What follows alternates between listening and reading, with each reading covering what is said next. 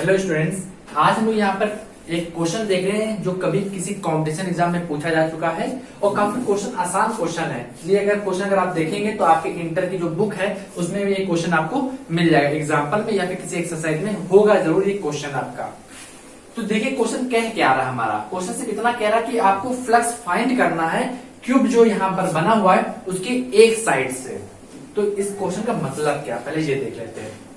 जैसे आप इमेजिन कर लीजिए कि आप किसी कमरे में बैठे हैं, अगर आप वीडियो देख रहे हैं तो किसी कमरे में बैठे होंगे, वो भी पूरा एक क्यूब है। क्यूब मतलब अगर उसकी दीवारें गिनेंगे, आप वॉल्स को गिनेंगे तो कितनी वॉल्स है उसमें कि 6 वॉल्स होती हैं, 4 आपकी चारों तरफ और एक ऊपर और एक नीचे, टोटल 6 वॉल्स आती है हमारे पास।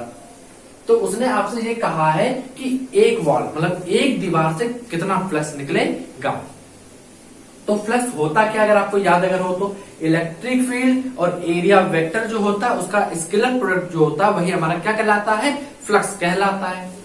अब फ्लक्स को अगर सिंपल अगर इस डायग्राम से अगर एक्सप्लेन करें तो कैसे, मान लीजिए आप जिस कमरे में बैठे हैं मैंने उस कमरे के सेंटर पे आके एक बल्ब लगा दिया।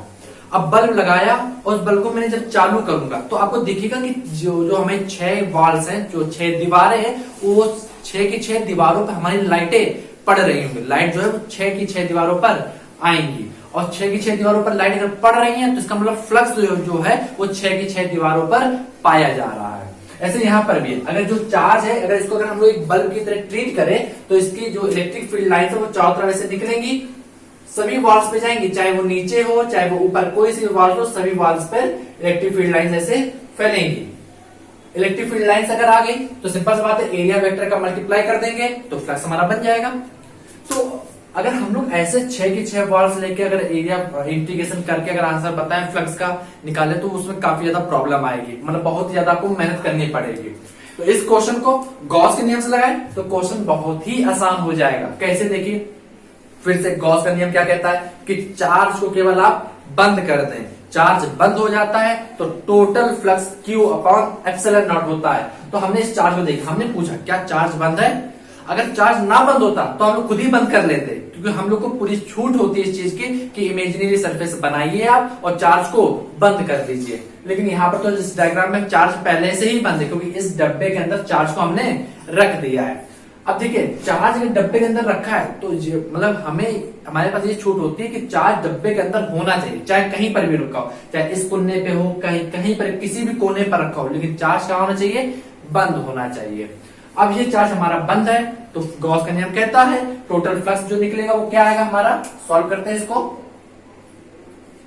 तो क्या लिखा जाएगा, टोटल फ्लक्स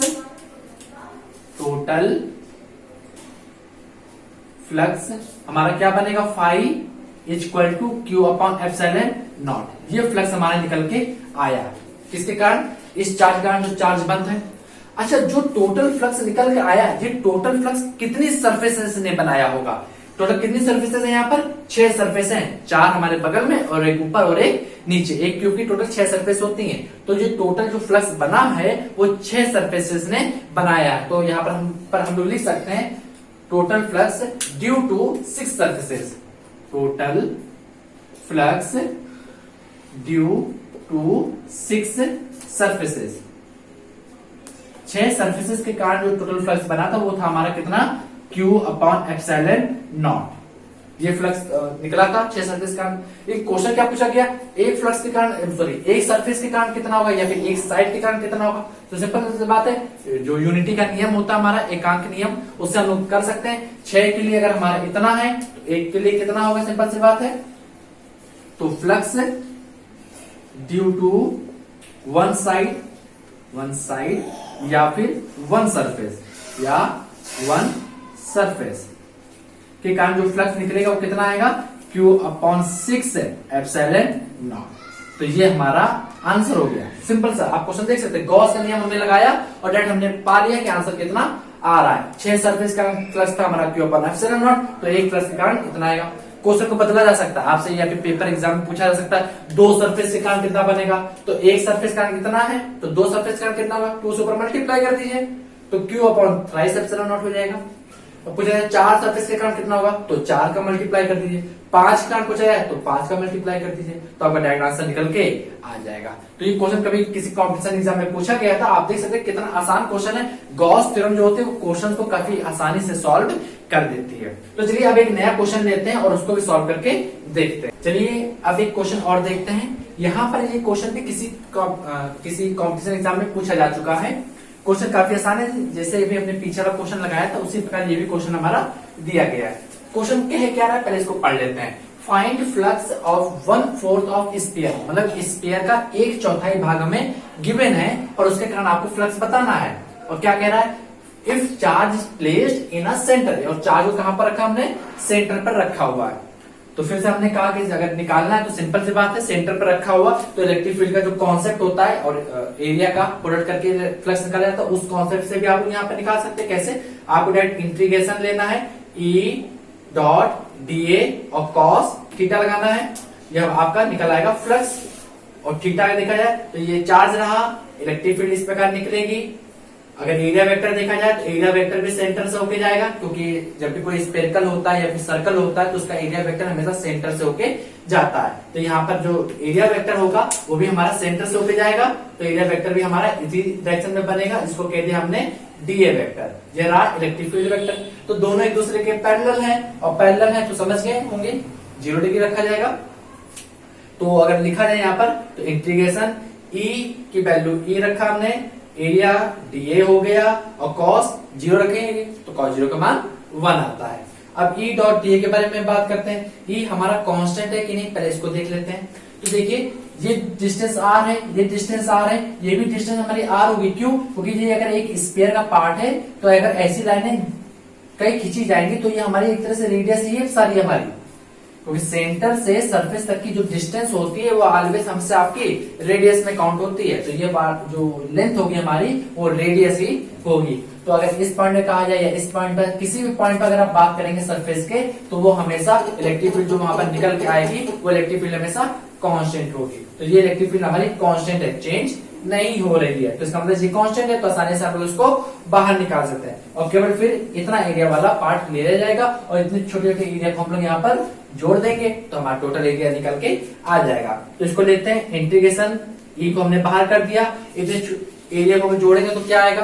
तो हम लोग जानते हैं स्पेयर अगर पूरा बना होता तो पूरे स्पेयर का जो एरिया होता है वो हमारा कितना आता है। अब देखिए इंटीग्रेशन ऑफ डीए लिखा, इसको सॉल्व करेंगे तो डीए सारे पार्ट जोड़ दिए जाएंगे यहाँ से यहाँ तक के, तो जो एरिया निकलेगा कितना आएगा। पूरा स्पेयर होता तो इसका एरिया होता 4 पाई आर स्क्वायर। हम लोग जानते हैं अगर पूरा स्पेयर है तो इसका एरिया होता है 4 पाई आर स्क्वायर। लेकिन हमारा तो केवल पार्ट कितना है, 1/4 है, इतना ही तो पार्ट केवल लिया गया है।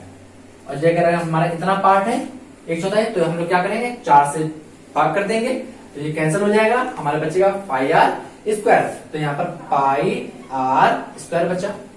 ई की वैल्यू कितनी होती है अगर आपको याद हो, ई बराबर 1/4 pi epsilon nought Q upon R square, और पाई आर स्क्वायर आ गया, आर स्क्वायर से आर स्क्वायर कैंसिल आउट हो गया, पाई से पाई कैंसिल आउट हो गया। तो हमारा जो फ्लक्स निकल के आया वो कितना आया, Q/4 एप्सिलॉन नॉट। तो आप देख सकते हैं ये कॉन्सेप्ट जो हमने यूज किया, सिंपल सा इलेक्ट्रिक फील्ड और एरिया वेक्टर का इंटीग्रेशन का कॉन्सेप्ट लगाया यहाँ पर, और उसको फिर मैंने इसको सॉल्व किया। लेकिन अगर हम लोग इंटीग्रेशन का कॉन्सेप्ट नहीं यूज करना चाहते हैं तो कैसे भी क्वेश्चन को सॉल्व किया जाएगा, दैट मीन गॉस थ्योरम का यूज करके। तो देखिए गॉस थ्योरम का यूज करेंगे तो कैसे करेंगे। तो गॉस थ्योरम हमारी एक चीज कहती है कि चार्ज हमारा पूरा बंद होना चाहिए। तो यहाँ पर तो चार्ज बंद है ही नहीं, तो पहले हम लोग क्या करेंगे, चार्ज को बंद कर लेते हैं। तो बंद कैसे करेंगे, देखिए इस चार्ज को बंद करने के हमने एक पूरा स्पेयर ऐसे बना दिया, देखिए बन गया। अब जब पूरा स्पेयर बन गया तो सिंपल सी बात है चार्ज बंद हो गया होगा, और अगर पूरा चार्ज बंद अगर हो गया तो टोटल फ्लक्स हमारा क्या लिखा जाएगा गॉस के नियम के अनुसार, Q/एप्सिलॉन नॉट। तो यहाँ पर सॉल्व करते हैं क्वेश्चन को। टोटल फ्लक्स क्या आएगा हमारा, फाई टोटल इक्वल टू Q/एप्सिलॉन नॉट। ये हमारा फ्लक्स निकल के आया। तो ये जो फ्लक्स निकला है ये क्या इतने पार्ट के कारण निकला है क्या, नहीं, पूरे स्पेयर के कारण निकला है। तो जो फ्लक्स हमारा आया है फुल स्पेयर के कारण, किसके, फुल स्पेयर के कारण। फुल स्पेयर में मतलब कितने पार्ट देखिए बने होंगे ऐसे, देखिए टोटल 4 पार्ट है, एक पार्ट, ये पहला पार्ट हो गया हमारा, यहाँ पर दूसरा पार्ट, यह तीसरा पार्ट और यह वाला चौथा पार्ट। तो 4 पार्ट के कारण जो हमारा फ्लक्स निकल के आया है। तो यहाँ पर हम लोग इसको लिख लेते हैं, क्या लिखा जाएगा, 4 flux due to 4 parts. 4 parts के कारण जो फ्लक्स बना है हमारा, कितना बना है, Q अपॉन एप्सिलॉन नॉट। तो हमें तो केवल एक ही पार्ट के कारण चाहिए था ना, तो एक पार्ट के कारण फ्लक्स कितना बनेगा, तो फ्लक्स हमारा एक पार्ट के कारण कितना बनेगा, Q अपॉन 4 एप्सिलॉन नॉट। ये हमारा एक पार्ट के कारण फ्लक्स निकल के आ गया। तो आप देख सकते हैं मैंने यहाँ पर 2 कॉन्सेप्ट यूज किए हैं, दोनों मेथड से मैंने आपको यहाँ पर बताया। इलेक्ट्रिक फील्ड और एरिया वेक्टर को जब मल्टीप्लाई करके अगर लिया जाएगा तो भी आंसर हमारा Q upon 4 pi epsilon not आया, और अगर आप गॉस का थ्योरम यूज करके अगर आंसर लिखेंगे तो वो भी हमारा answer Q upon 4 epsilon not आया। तो आप देख रहे होंगे ये क्वेश्चन जो हमने जो लास्ट 2 क्वेश्चन लिए हैं वो कभी किसी कॉम्पिटिशन एग्जाम में पूछे गए और काफी आसान क्वेश्चन है। दैट अगर आप गॉस का नियम यूज करते हैं तो क्वेश्चन तो बहुत ही आसान हो जाता है। इलेक्ट्रिक फील्ड में आपको इंटीग्रेशन सॉल्व करना होता है, अगर कहीं जरा से भी गलत अगर हो जाता है तो आंसर आपका गलत आएगा। तो उम्मीद करते हैं आपको ये दोनों क्वेश्चन समझ में आ गए होंगे। अगर कोई भी डाउट लगे तो आप हमें कमेंट करके जरूर बताइएगा। तो चलिए अब मिलते हैं नेक्स्ट वीडियो में, वहां पर हम लोग एक नया कॉम्पिटिशन का क्वेश्चन लेंगे जो कि काफी अच्छा क्वेश्चन है और कभी IIT JEE के एग्जाम में पूछा जा चुका है। तो चलिए फिर मिलते हैं नेक्स्ट वीडियो में।